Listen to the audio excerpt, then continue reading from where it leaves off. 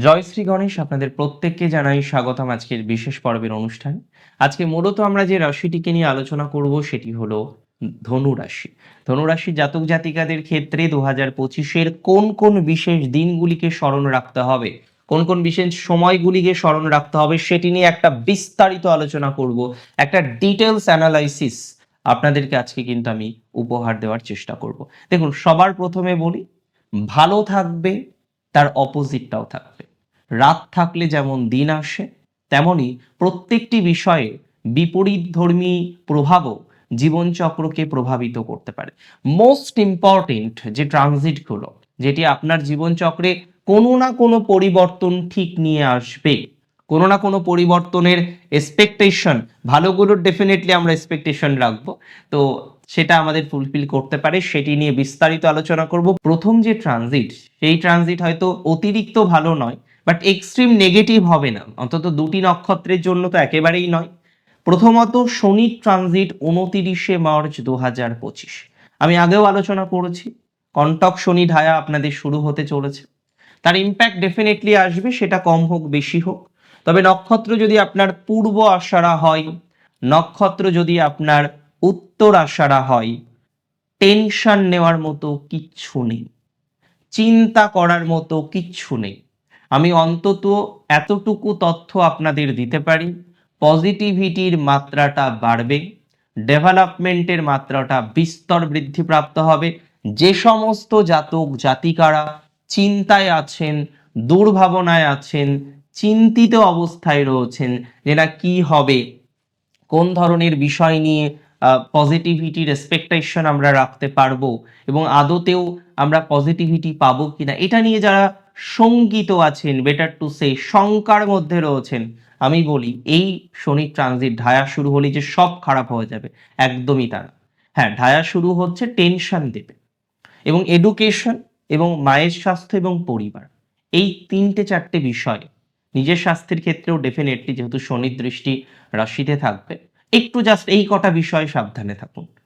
Otherwise তেমন সমস্যা হবে না, সেই শিওরিটি আমি আপনাকে দিচ্ছি। তবে মূলা নক্ষত্রের টেনশনটা একটু বেশি থাকতে পারে, তবে নেগেটিভ কিছু হবে না। ম্যাক্সিমাম ক্ষেত্রে আমরা দেখবো অ্যাংজাইটি আসছে, দুর্ভাবনা আসছে, দুশ্চিন্তা আসছে, তার জন্যই টেনশন তৈরি হচ্ছে। তার বাইরে কিন্তু কোনো রকম নেগেটিভিটি অ্যাজ সাচ আমরা এক্সপেক্ট করছি না। তবে একটা কথা বলি, এর পরের ট্রানজিট আপনাদের জন্য ভালো। রাহু আপনার বর্তমানে চতুর্থে, রাহু আসবে তৃতীয়, এবং কেতু বর্তমানে রয়েছে আপনার দশমে, যাবেন নবম। কর্মজীবনে প্রচুর সমস্যা, ল লিটিগেশন, অনেকের ক্ষেত্রেই শত্রুতা, অনেকের একটা জায়গায় স্টাক হয়ে বসে থাকা, এগোতে পাচ্ছেন না, ডেভেলপমেন্টটা হচ্ছে না। আজকে আপনার যে ধরনের ভাবে ডেভেলপমেন্ট হওয়ার কথা ছিল, সেই ডেভেলপমেন্টটা আপনি দেখছেন হচ্ছে না, ডেভেলপমেন্টটা আপনি পাচ্ছেন না। আমি এতটুকু বলি, পজিটিভিটির মাত্রা বাড়বেই। আমি এতটুকু বলি, সিচুয়েশন ভালো হবেই। আমি এতটুকু আপনাদের তথ্য দিই, মানসিক স্ট্রেস অনেকটাই দেখবেন মিনিমাইজ হয়ে যাবে। চিন্তা করার মতো কোনো বিষয় নেই, দুশ্চিন্তা করার মতো অ্যাটলিস্ট কোনো বিষয় নেই। সো দুশ্চিন্তা করবেন না, চিন্তা মুক্ত থাকুন, চিন্তা মুক্ত থেকে কন্টিনিউ করার চেষ্টা করুন। কেতুর ট্রানজিট আপনাদের ভালো। হ্যাঁ, এখানে পিতার সাথে সাময়িক একটা ডিস্টারবেন্স দিতে পারে, তবে ওভারঅল আমি বলি একটু সোশ্যাল কাজ করবেন, দান পুণ্যের সাথে যুক্ত থাকার চেষ্টা করবেন।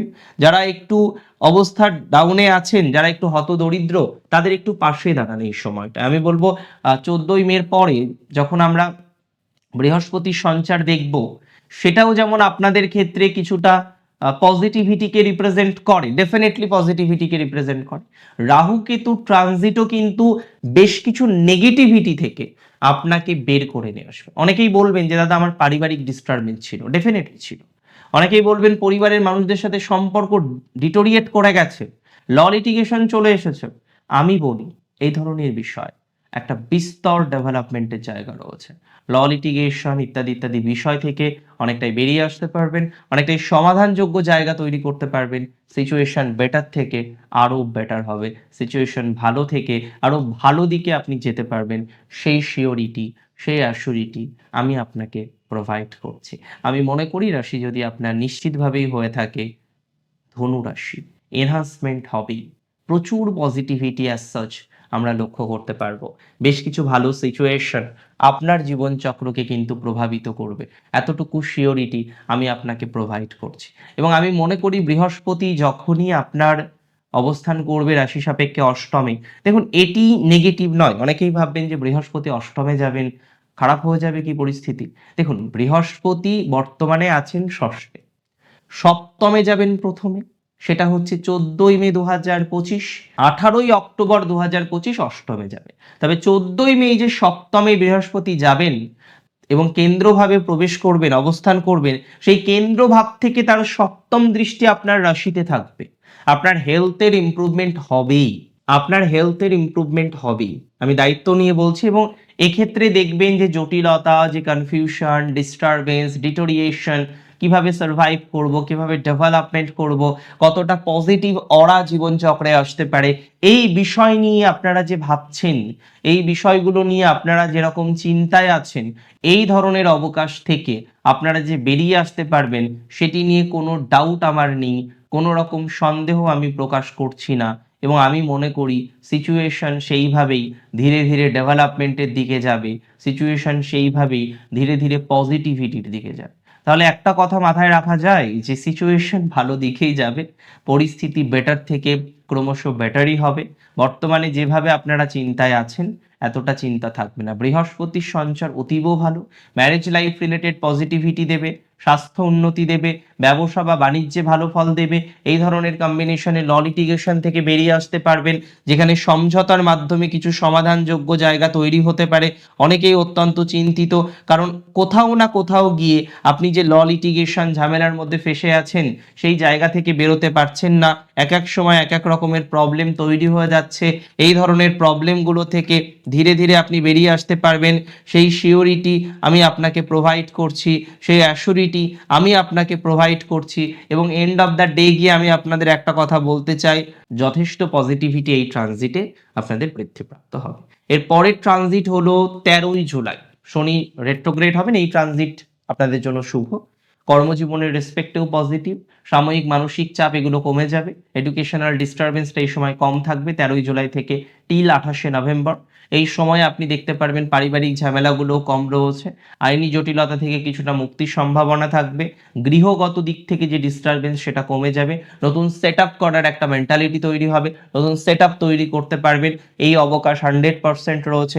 এবং আমি দায়িত্ব নিচ্ছি এই সময় আপনাদের যারা ফ্ল্যাট, বাড়ি ইত্যাদি ইত্যাদি বিষয় নিয়ে, ভাড়াটিয়া ইত্যাদি ইত্যাদি বিষয় নিয়ে, মর্টগেজ ইত্যাদি ইত্যাদি বিষয় নিয়ে, আইনি জটিলতা ইত্যাদি ইত্যাদি বিষয় নিয়ে জটিলতার মধ্যে রয়েছেন, তাদের কিন্তু নিশ্চিতভাবেই জেনে রাখুন সমাধানযোগ্য জায়গা তৈরি হবে, একটা হাই প্রবাবিলিটি রয়েছে, সম্ভাবনা প্রভূত পরিমাণে রয়েছে। এবং শনির এই ট্রানজিট আপনাদের জন্য শুভ। তবে এর পরের ট্রানজিট নিয়ে একটু ডিস্টারবেন্স হতে পারে, তবে আধ্যাত্মিক ক্ষেত্রে খুব উন্নতি দেবে সেটি হলো 18ই অক্টোবর বৃহস্পতি তুঙ্গ হওয়া আপনার অষ্টমে। 12 বছর পরের এই ট্রানজিট, যারা অকাল্ট লাইনে আছেন, যারা অকাল্ট স্টাডি করতে চান, যারা চাইছেন যে আপনার একটু আধ্যাত্মিকতার লাইনে বা অকাল্ট লাইনে একটু এডুকেশন হোক, তারা এই সময় শুরু করতে পারে। তবে এই সময়টি সাময়িক মেন্টাল প্রেশার দিতে পারে, একটু ভয় দিতে পারে, সাডেন জীবনচক্রের কিছু পরিবর্তন দিতে পারে। যদিও এই পরিবর্তনের আলটিমেট যেটা প্রাপ্য সেটা কিন্তু অনেকটা বেটার, আলটিমেটলি অনেকটা এগিয়ে যেতে পারবেন, অনেকটাই গতি প্রকৃতি বৃদ্ধিপ্রাপ্ত হবে, সিচুয়েশন অনেকটাই ইমপ্রুভ হবে, সেই সিওরিটি আমি আপনাকে প্রোভাইড করছি। এবং মূল কথা, আমি আপনাদের একটা কথা বলি, বৃহস্পতির সঞ্চার নেগেটিভ নয়, বাট একটু মেন্টাল প্রেশার দিতে পারে। আর কিছু কিছু ক্ষেত্রে দেখা যাবে এই সঞ্চার একটু ফাইন্যান্সের উপর প্রভাব দেবে, এক্সেসিভ কিছু নয়। তবে শনি ডিরেক্ট হবেন 28শে নভেম্বর। এই দিনের পর থেকে ঢায়ার প্রভাবটা একটু হয়তো জীবনচক্রে আসবে। দেখুন কোনো না কোনো সময় তো আসবে, এবং মূলার ক্ষেত্রে বেশি প্রভাবটা আসার সম্ভাবনা রয়েছে। যদিও এই 2025 এন্টায়ার বছরেই ধনুর খুব নেগেটিভিটি, এক্সট্রিম কিছু নেগেটিভিটি এক্সপেক্ট করছি না। অনেক ভালো থাকুন আপনারা প্রত্যেকে, সুস্থ থাকুন, স্বাভাবিক থাকুন, সুন্দর থাকুন। জয় শ্রী গণেশ।